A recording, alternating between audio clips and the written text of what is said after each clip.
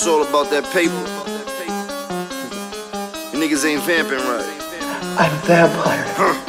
A real vampire. Let's take it to the streets. 60 racks in my pocket. Where my bottles at? 60 racks in my pocket. Sound good, don't it? 60 racks on my jeans. They too hot. Back when I lean. Hey. Television changed you because there's so many eyes. Like in the hood it's different, in hip hop it's different. The worse you are, the better it is. But in TV, it's a little bit different. You know what I mean? They let you do you on TV though. Yeah, in that line of work, they would rather me jump over a building in that line. So they could catch it, you know what I mean? The catch-22 if that was. Did you get used to the cameras? Nah, you never get used to the cameras. I'm a shy person. Underneath it all. I was really surprised that you agreed to do that in the beginning. It took like 6 years for me to for them to actually air the first show. They was there every year for a long time trying to get this going. So, you know, it happened when it finally made sense. As you can see now, before where people were trying to shun me like, oh, you're doing reality TV. Now that's the, yeah. Now they got spin-offs and shit, all kinds of shit. Holla at me, you know what I mean? I bet you ain't nobody shout me out when they get their reality show. Like, no, shout out the gym for opening up the door. No, none of that. Don't do none of that. Don't expect none of that. They just told me I was crazy. So now you and Chrissy have the spin-off, and it's pretty much about y'all whole life and what's gonna happen. Y'all engaged now and all of that. Is that like he knocked on? What's up? What up? Is that like that has to be intense because I don't know if you know this, and I don't want to jinx you.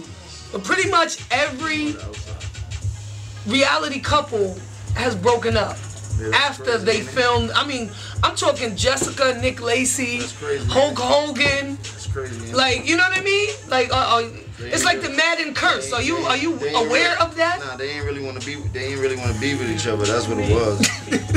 That's what happens. That was a reality check for their ass. You know what I mean? You shouldn't be on TV with the person you really don't want to be with. Yeah, that's what's up. So, we talked about stack bundles real quick. Shout out to Stacks. Big Miss you.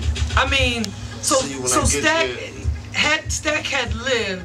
Was Stack about to be officially under the Mr.Jones brand, or how was that gonna work out? Stack was officially about to be blown up. Like I always say, he was. I think he was cheated. Like Big and Pop was cheated. That's how nice Stack was. Like he was definitely a talented person that people haven't even got to see 2% of what he really was worth, and I got to witness that firsthand, and it just, you know, it's just sad to see you go through something like that all over again. It happens all the time. Yeah, and your mom's been on the show, and your mom's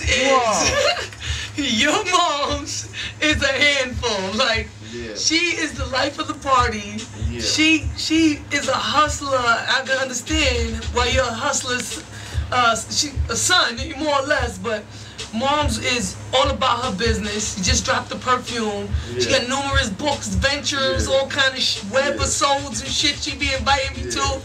I gotta support Mama Jones. She don't invite me to nothing.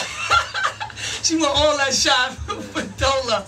Are you proud of your mom? Like, she really took this shit and ran with it, because most people would have been like, I don't say most people, because ain't nobody like embarrassed to their moms, but to a certain extent, were you worried about the world seeing your mom's, like how she really is and all her craziness and antics and stuff? I was never worried about the world seeing who my mom was. I'm comfortable with that. I just was, you know, I've done a lot coming up in life, and my family was always something I chose to keep sacred, and I had to try to keep that to the side, but I guess that had... They was like, hell no. That's out the window, so, you know, I just always worry about the safety of my moms and things like that, and my family. Right. Due to the exciting life that I have lived.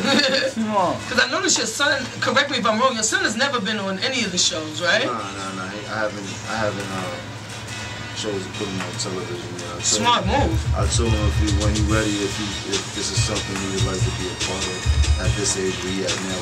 How old is he now? Going 10. You know what I mean? 10 years old. Does he know who you are and what you do and like the magnitude of your celebrity and all that kind of stuff? I think he gets it. He's the most popular kid in school, huh?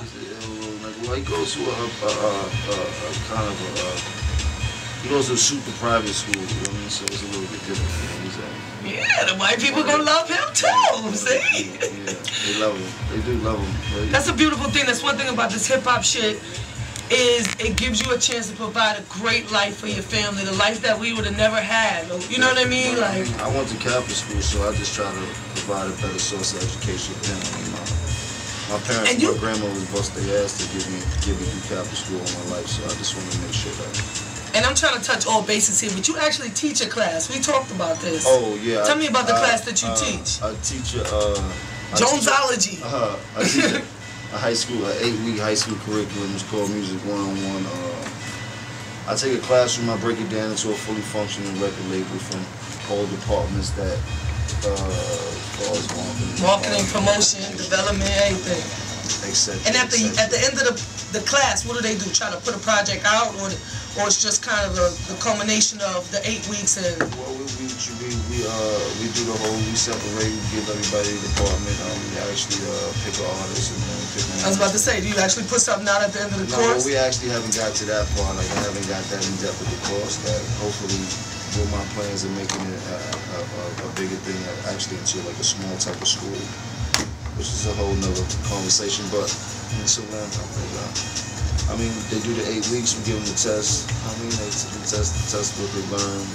Nice. I mean, it's great because it's an after-school program, and to see the kids that stick around and make sure that they're there every week after school for an hour. See, they never report that kind of shit, Jim. I only see like you in Atlantic City, like under siege and shit like that. I don't see the 8-week after-school program course. You feel me? It ain't worth it for them to show.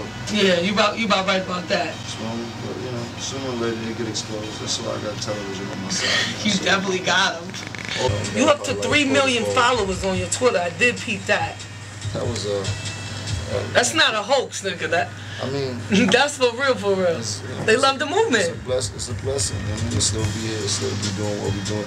You know, and Steph actually, let me tell y'all, Steph, Poochie, and Peace Stew gave me and Cam our first show in DC in 1997. What was it, the Factory? The Ritz. The Ritz, which was the craziest. I think somebody got bodied that night. I swear. Craziest. We got out of there so fast, yo. It was a great experience to know that where we was going. That gave us a small inclination of what the fuck we was getting ourselves into. Do you know what we went through to get y'all? My boss had to promise. They knew they had something. And we had to promise to play all this other bullshit to get y'all. I heard one record from Cam, that Pull It record, and I was like, yo, I want him. That nigga gon' blow. Cam got on that stage. Cam came down, and I mean, it was so funny. Y'all did a call, and I'll never forget coming down, and we're like, yo, we're so excited. And Cam said, what am I coming down there to do again? I said, oh shit. They ain't even give him the details. These niggas just jumped on the highway like, we out of here. Did you ever think it would turn into this? I know you was just probably glad to get out of the hood, because that's what I was. I was just like, yo, I'm glad to get the fuck out of the hood. I knew I had to turn into something. There wasn't too many choices in the hood. It was entertainment, selling drugs, and playing sports, and sports was out the question. That was Cam's thing. There's only 2 options left, man. And God bless us, we didn't have to indulge too much in the drugs, and we got our break, man. The industry was our drugs. That's what we sold. I mean, that was our transition, and it was great at that moment of life as far as us just graduating from high school, and that's where you really make a real decision as for what you're going to try to do in life. You're going to go to college, you're going to try to get a job, you're going to be a bum on the street, or you're going to try to take your chances and make some money by whatever means necessary. And by Lord's chance. We here, baby. We here. And get a round of applause for the cop on one time. Say word to that. So we're gonna get some new music, baby, because I know you headed straight to the studio. Vampire Life. Aye. Yeah, we vamping. Shout out to everybody vamping, man. I appreciate it. How soon can we get something? I'm about to drop some bombs like next week. I got some new music about to drop. Soon. Mixtape next month. B3, RP2, y'all holla at me. We gonna have some fun. We got some bombs, man. Dipset for life still, man.